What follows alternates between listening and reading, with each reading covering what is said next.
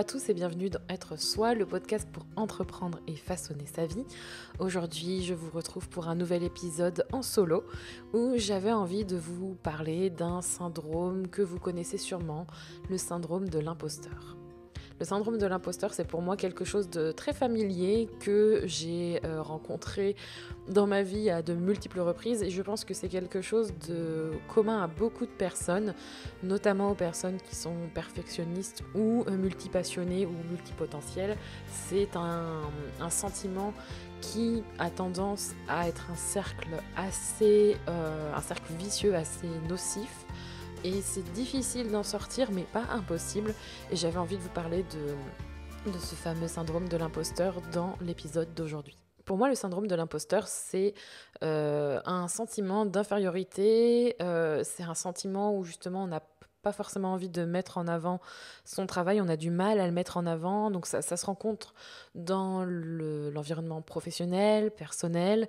C'est difficile quand on en est victime d'accueillir les retours positifs, d'accepter les compliments, les choses qui nous font du bien en fait. On a tendance à remettre tout le temps tout en question.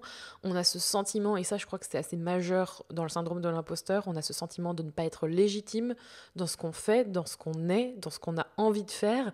Et ajouter à cela le perfectionnisme, c'est vraiment très difficile. Je pense que c'est un cercle donc bien vicieux qui a tendance à s'entretenir tout seul et on est souvent obligé de faire un gros travail sur nous-mêmes pour avancer parce que c'est quelque chose qui peut te faire vivre dans ta tête pendant très longtemps, en gros. Et c'est ce que j'ai remarqué chez moi. Et souvent, c'est aussi chez des personnes qui sont des personnes qui donnent beaucoup, qui sont très engagées vers l'autre, qui ont envie d'être aimées, validées, ce qui est tout à fait logique, mais chez qui on va du coup...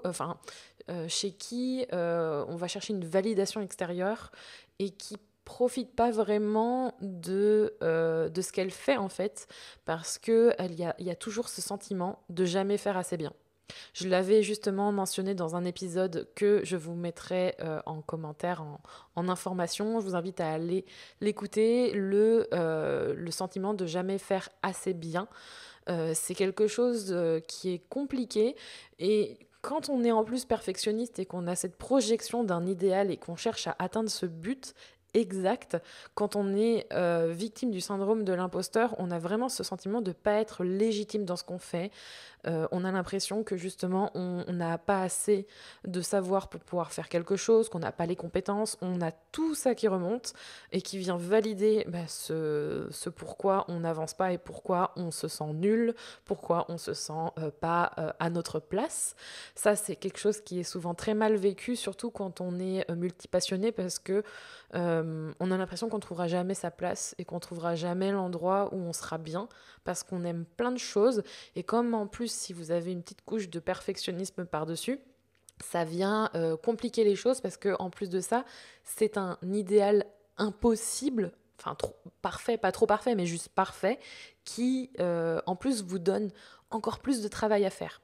Donc c'est très épuisant, c'est très stressant et si comme moi vous avez tous ces côtés-là, vous avez tendance à vous faire vraiment du mal, mais dans le sens même physique, hein, en plus de psychologique, c'est-à-dire que vous allez attendre d'être dans le mal, si je puis dire.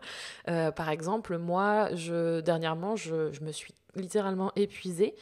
J'attends d'avoir mal en fait pour ensuite me dire ah bah tiens mon corps il est en train de me dire que ça va pas et j'ai tendance même à continuer en ayant mal en se disant que il faut que je le fasse parce que sinon voilà je serais pas capable de faire ceci, de faire cela, enfin ça peut aller très loin. On a tendance à mettre tout sous le tapis en fait pour avancer. Et dans un autre cas, on a peur aussi d'être pointé du doigt.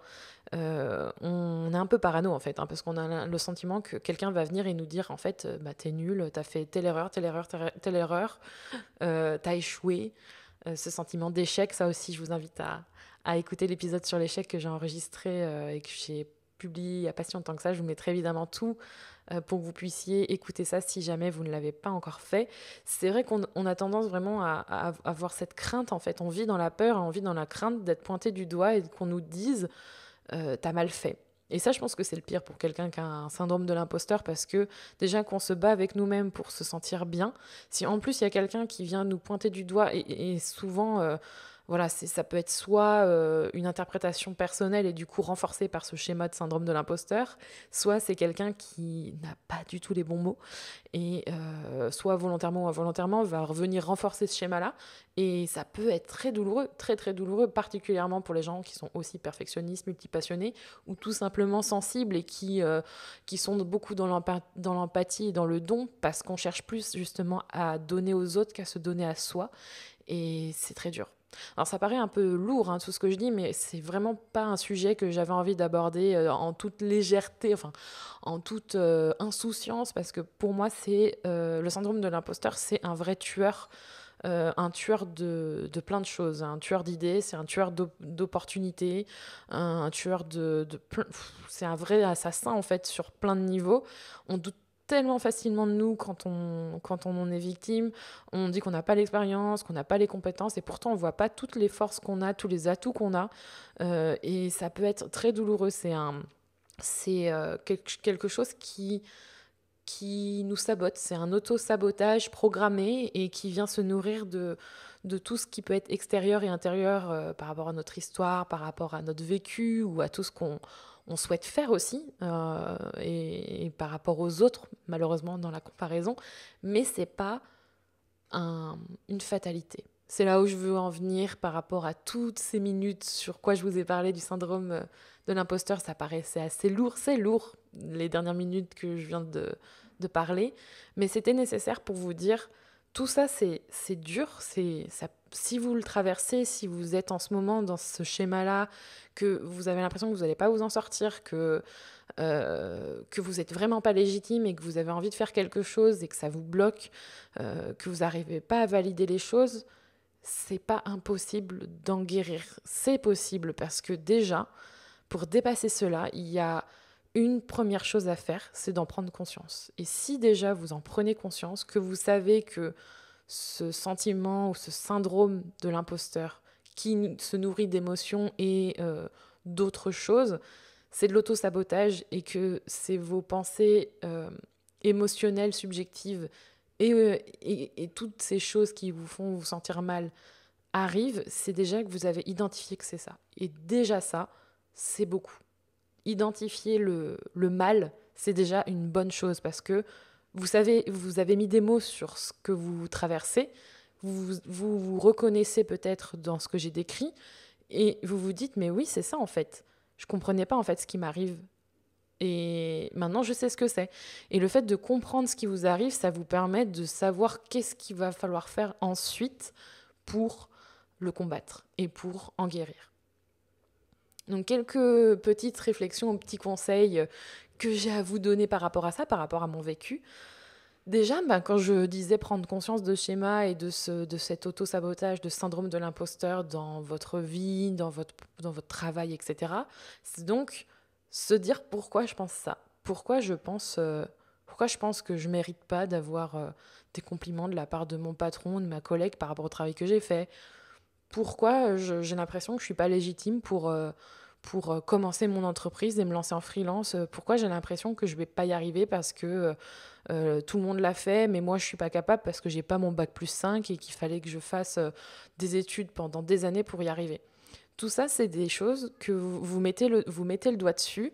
En fait, c'est des pensées, c'est des validations que vous avez avec vous-même, mais déjà de savoir exactement votre pensée, qui n'est pas vous, je le rappelle, c'est une façon de savoir mettre le doigt où ça fait mal. Ça vous permet de vous dire, en fait, je pense ça. Je pense que je ne suis pas capable d'ouvrir mon entreprise parce que blablabla, et vous mettez, je sais pas moi, parce que j'ai pas mon diplôme. C'est vraiment un dialogue intérieur. Et déjà de savoir pourquoi vous pensez ça, ça permet de pareil, de mettre le doigt sur ce qui fait mal et sur ce qu'il va falloir travailler. Le deuxième conseil que j'ai à vous donner, qui est particulièrement pour les personnes qui sont perfectionnistes, c'est donc de soigner ce côté perfectionniste. Alors, si vous me suivez dans ce podcast depuis un moment, vous m'entendez sûrement dire que je suis une perfectionniste qui se soigne, parce que je pense que la perfection, c'est un cadeau et c'est une malédiction. En fait, comme beaucoup de choses, il faut savoir l'utiliser. Et quand je dis que je suis une perfectionniste qui se soigne, c'est pas que je compte me débarrasser d'un trait de caractère qui, pour moi, c'est un trait de caractère, mais il y a une façon de le faire qui vous est propre et il faut apprendre à vivre avec, tout simplement. Donc, je vous ai déjà partagé dans différents épisodes, comme l'épisode 39 sur faire de son mieux ou sur le fait d'être perfectionniste, différentes réflexions et solutions ou conseils que j'applique dans ma vie. Mais je pense qu'il est important de vous l'approprier et ça, il n'y a que vous, il n'y a que toi. Je sais jamais si je vous tutoie ou si je vous vois. Euh, il n'y a que toi qui le sais. Je pense qu'il faut mieux te tutoyer. Ouais, te tutoyer dans ce cas-là parce qu'en fait, c'est très individuel. C'est à toi de savoir comment il se manifeste ce côté perfectionniste, qu'est-ce que tu peux y faire, comment il te bloque surtout dans ce syndrome de l'imposteur, comment il te barre la route et déjà voilà, de voir comment tu peux l'utiliser à bon escient pour toi et dans ta vie de tous les jours. Et ça, c'est quelque chose de très personnel, même s'il y a beaucoup de choses qui se regroupent, qui se retranchent. Il faut faire la paix avec ça pour commencer. Et ça commence par un travail personnel. Donc je t'invite à aller écouter les autres épisodes qui en parlent parce que j'ai beaucoup parlé de ça. Mais soigner son côté perfectionniste, c'est quelque chose qui aide fortement à se guérir et à dire adieu au syndrome de l'imposteur. Et pour terminer, je voudrais vous partager quelque chose qui me fait du bien et je vais l'illustrer par quelque chose que j'ai dû partager sur les réseaux sociaux il y a un petit moment qui est anodin mais qui si aujourd'hui me reste encore en tête c'est que je pense que j'ai fait un petit bout de chemin avec ça. C'est d'avoir conscience de ce que vous êtes, de ce que vous faites et surtout de ne pas se comparer. C'est-à-dire que les compliments que vous avez, vos succès, tes succès, les choses que vous considérez comme des succès, les réalisations, les accomplissements, les réussites, pas celles des autres, les vôtres, selon vos critères, selon vos choix, selon ce que vous faites, à travers ce que vous êtes, c'est très important parce que on a tendance justement à se comparer à cet exemple irréalisable des autres par rapport à un projet ou à quelque chose qu'on a envie de faire, on se dit oh là là, mais lui il a fait ça et moi je pourrais jamais parce que si, parce que ça, parce que je suis nulle, parce que je suis pas capable, j'ai pas tel truc, j'ai pas ceci, alors que il y a plein de choses pour lesquelles vous êtes bon, c'est une évidence et que vous ne voyez pas. C'est comme en fait j'aime bien aussi cette métaphore de on a toujours tendance à vouloir ce que les autres ont et on se satisfait pas de ce qu'on a déjà. Et en fait, on tire pas la richesse de ce qu'on possède ou de ce qu'on est. On cherche toujours à avoir autre chose. Et ça, c'est quelque chose qui blesse parce qu'en fait, on n'est jamais satisfait et c'est particulièrement vrai dans le syndrome de l'imposteur, on ne le voit pas ou on ne veut pas le voir. Donc réalisez tout ça, réalisez que vous avez des belles réalisations, de beaux succès et ne vous comparez pas, tout simplement. Ça, c'est vrai. Et pour l'anecdote que j'avais envie de vous parler par rapport aux compliments que je viens de mentionner, il y a quelques temps, je suis partie voir ma boulangère du coin pour acheter mon pain. Et je me souviens que cette boulangère qui me voit régulièrement m'a accueillie avec un grand sourire comme d'habitude, mais surtout, elle m'a dit qu'elle me trouvait jolie et que elle trouvait que... elle m'a dit, je trouve que vous avez confiance en vous, enfin, comme si... Je sais pas, je crois qu'elle m'a dit vous rayonnez ou quelque chose comme ça, j'ai pas retenu les mots exacts, mais en gros, dans ses paroles, il y avait il y avait de la bonté, il y avait de la bienveillance et je me souviens qu'elle m'a dit: «C'est vraiment en toute sincérité que je vous dis ça». C'est des choses, enfin, c'est des mots qui sont tellement gratuits et qui font du bien et ce jour-là, je pense que je lui ai aussi fait du bien parce que c'était vis-à-vis des vêtements, qu'on avait toutes les 2 une morphologie forte du coup. S'identifier à quelqu'un qui se sent bien et que je puisse l'aider aussi à trouver, des vêtements qui lui plaisent et qu'on en parle et qu'en plus j'ai des compliments, mais ça m'a fait ma journée, ça m'a fait ma semaine et si j'en parle encore aujourd'hui, c'est que ça m'a vraiment marquée et ça, c'est des choses que j'aurais pas forcément pu accepter auparavant parce que je me voyais pas comme ça et je pense que c'est pas par hasard que, ça me fasse autant plaisir aujourd'hui, et que je m'en souvienne encore, c'est parce que j'ai accueilli ces compliments. Et ça, c'est vraiment gratifiant. Ça permet de se construire et de valider ce qu'on est et ce qu'on fait. C'est super important et ça permet vraiment d'avancer. Une chose supplémentaire avant de terminer, si je vous partage ça aujourd'hui, c'est aussi pour vous confirmer et vous l'affirmer, mais je pense que vous l'avez compris, que vous n'êtes pas seul en fait à avoir ce syndrome de l'imposteur. Il y a beaucoup de personnes qui traversent ça, il y a beaucoup de personnes qui n'en parlent pas, mais c'est une réalité. On a tous à un moment donné vécu, je pense, le syndrome de l'imposteur. Si j'en parle aujourd'hui, c'est que c'est mon cas et je pense que vous avez sûrement quelqu'un dans votre entourage qui le vit aussi. N'hésitez pas à consulter la barre d'infos avec tout ou dans l'article tous les liens des podcasts mentionnés pour justement en apprendre plus sur les sujets évoqués. Je vous retrouve la semaine prochaine avec un nouvel épisode de Être Soi. Je tiens aussi à vous remercier pour toutes les nouvelles personnes qui écoutent le podcast et pour les partages, pour les retours, pour les commentaires. Ça me fait vraiment plaisir de voir à quel point le podcast évolue bien dans le sens où ça sert, ça vous sert, ça te sert. Et ça, c'est le meilleur des cadeaux. Merci encore, bienvenue si vous êtes nouveau dans l'écoute de Être Soi, le podcast pour entreprendre et façonner sa vie.